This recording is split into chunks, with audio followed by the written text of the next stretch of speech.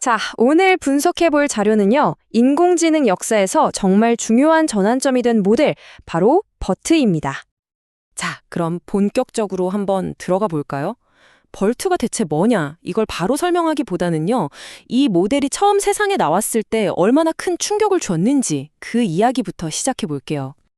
이게 그냥 경쟁 모델들을 좀 이겼다, 이런 수준이 아니었어요. 등장하자마자 무려 11개나 되는 서로 다른 자연어 처리 분야에서 기존의 최고 기록을 그냥 한 번에 다 갈아치워 버린 겁니다. 정말 대단했죠. 벌트, 이게 사실은 약자거든요? Bidirectional Encoder Representation from Transformers. 이름이 좀 길죠? 근데 여기서 제일 중요한 단어가 바로 저 첫 단어, Bidirectional. 우리말로 하면 양방향입니다. 벌트의 모든 힘은 바로 이 단어에서 나온다고 해도 과언이 아니에요. 이걸 만든 개발자들도 알았을 거예요. 아, 우리가 진짜 대단한 걸 만들었구나. 논문에서도 이렇게 표현하잖아요. 개념은 단순한데 성능은 정말 강력하다. 설계는 심플한데 결과는 그야말로 혁명적이었던 거죠. 아니, 대체 뭐가 그렇게 달랐길래 이렇게까지 대단하다고 하는 걸까요? 그걸 이해하려면요, 벌트가 등장하기 전에 AI 언어 모델들이 어떤 근본적인 문제를 안고 있었는지 그걸 먼저 살펴봐야 합니다. 자, 한번 상상해 보세요. 우리가 책을 읽는데 무조건 왼쪽에서 오른쪽으로 한 단어씩만 읽을 수 있고 뒤에 나올 내용은 전혀 모른다고 생각해 보는 거예요. 답답하겠죠? 이게 바로 버트 이전에 있던 AI 언어 모델들의 가장 큰 한계였습니다. 오직 한쪽 방향으로만 문장을 이해하려다 보니까 전체적인 맥락을 파악하기가 너무 어려웠던 거죠. 그래서 이 차이가 정말 결정적인데요. 기존 모델들은 말 그대로 일방통행이었던 거예요. 왼쪽에서 오른쪽으로만 정보를 처리했죠. 그런데 벌트는 뭐냐?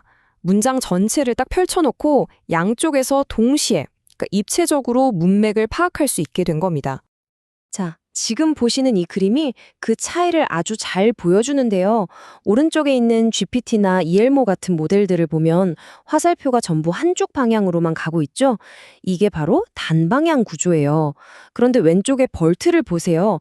화살표들이 양쪽으로 얽혀 있죠. 이게 바로 양방향 구조입니다. 사실 우리 인간이 글을 읽을 때도 앞뒤 문맥을 다 보잖아요. 벌트는 드디어 기계가 인간과 비슷한 방식으로 언어를 보게 만들었다는 점에서 의미가 큽니다. 자, 그럼 어떻게 이런 양방향 구조를 구현했을까요? 구글의 개발자들이 정말 기가 막힌 훈련 방법을 생각해냈습니다. 우리 인간처럼 글을 읽게 만들려면 훈련 방식도 뭔가 달라야 했겠죠? 근데 여기서 한 가지 큰 문제가 있었어요. 모델한테 문장 전체를 다 보여주고 중간에 있는 단어를 맞추라고 하면 모델이 그냥 정답을 훔쳐보면 그만이잖아요. 양쪽 문맥을 학습하는 게 아니라 그냥 답을 베끼는 거죠. 이 커닝 문제를 어떻게 해결했을까요? 개발자들은 훈련 과정 자체를 아주 재미있는 게임처럼 만들었습니다. 그 게임이 바로 이 두 가지입니다. 첫 번째는 마스크 언어 모델, 그리고 두 번째는 다음 문장 예측이에요. 이 두 가지 훈련법을 통해서 벌트가 단어와 문장 사이의 관계를 아주 깊이 있게 배우게 됩니다. 첫 번째 게임, 마스크 언어 모델은요, 말 그대로 빈칸 채우기 퀴즈 같은 거예요. 문장에서 단어 하나를 이렇게 마스크 표시로 가려놓고, 자, 여기 들어갈 단어가 뭘까? 하고 물어보는 거죠. 예를 들어, 그는 우유를 사러 매스크에 갔다 라는 문장이 있으면 우유를 사러 라는 뒷부분의 힌트와 그는 쉼에 갔다 라는 앞부분의 힌트를 둘 다 봐야 정답을 맞출 수 있겠죠? 바로 이럽니다.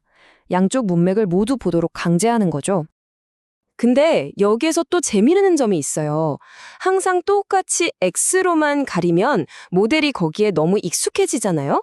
그래서 80%는 X로 가리고 10%는 엉뚱한 단어로 바꿔버리고 나머지 10%는 그냥 그대로 둡니다.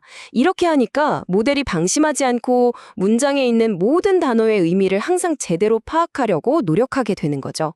훈련 난이도를 살짝 높여서 더 똑똑하게 만든 거예요.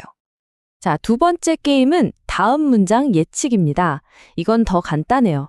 문장 두 개를 딱 주고 이 두 문장이 원래 이어지는 문장이 맞을까 아닐까 이걸 맞추게 하는 겁니다. 이 훈련을 통해서 벌트는 단순히 단어의 의미뿐만 아니라 문장과 문장 사이의 논리적인 흐름까지 이해하게 되는 거죠. 나중에 질문에 답을 하거나 긴 글을 요약할 때 이런 능력이 아주 중요해집니다. 자, 이렇게 두 가지 독특한 게임으로 훈련을 마친 벌트. 이제 진짜 실력을 보여줄 시간이죠? 과연 성능이 얼마나 좋아졌을까요? 결과는요? 그냥 좋아졌다 수준이 아니었어요. 이건 뭐 거의 혁명이었죠. 연구자들이 당시 언어 모델 성능을 측정하던 GLU라는 종합시험대에 비얼트를 올려놨는데 기존의 기록들을 그냥 깨부숴버렸습니다. 이 그래프를 보시면 그 차이가 확 느껴지실 겁니다. 이전 최고 기록이 72.8점이었는데 벌트는 무려 80.5점을 받았어요. 점수 차이도 크지만 이 GLU 벤치마크라는 게 여러 가지 어려운 언어 문제들을 모아놓은 종합평가거든요. 여기서 이렇게 압도적인 점수를 냈다는 건 벌트가 다방면에서 뛰어난 올라운더라는 걸 증명한 셈이죠. 그리고 이게 다가 아닙니다. 스쿼드라고 AI가 얼마나 글을 잘 읽고 질문에 답하는지를 테스트하는 아주 유명한 시험이 있어요. 여기서 버트가 단독으로 93.2점이라는 점수를 기록합니다. 이게 얼마나 대단한 거냐면 당시에는 여러 모델을 합쳐서 만든 어벤져스 팀 같은 앙상블 모델들이 최고 점수를 기록하고 있었거든요. 그런데 버트가 혼자서 그 팀 전체를 이겨버린 겁니다. 자, 그럼 이 버트의 등장이 우리에게 남긴 건 대체 뭘까요? 왜 이게 그렇게 모든 것에 바꿨다고 평가받는 걸까요? 더치의 성공이 보여준 것들이 몇 가지 있는데요. 첫째, 양방향으로 훈련하는 게 얼마나 강력한지 제대로 보여줬고요. 둘째, 엄청나게 큰 모델 하나를 잘 만들어 놓으면 이걸 여러 가지 다른 문제에 맞게 살짝씩만 고쳐서 쓸 수 있다는 걸 증명했어요. 이게 정말 효율적인 방식이거든요. 셋째, 모델의 크기를 키우니까 성능이 확 좋아진다는 거거익선의 법칙을 보여줬습니다. 이 모든 것들이 모여서 오늘날 우리가 쓰는 최신 AI 모델들의 기본 설계도가 된 겁니다. 결국 버트가 우리에게 가르쳐준 건 이거예요. 기계가 진짜로 언어를 이해하려면 그냥 단어를 순서대로 읽는 것만으로는 부족하다. 문장 안에 있는 모든 단어들이 서로 어떻게 연결되어 있는지, 그 거미줄 같은 관계 전체를 볼 수 있어야 한다는 거죠.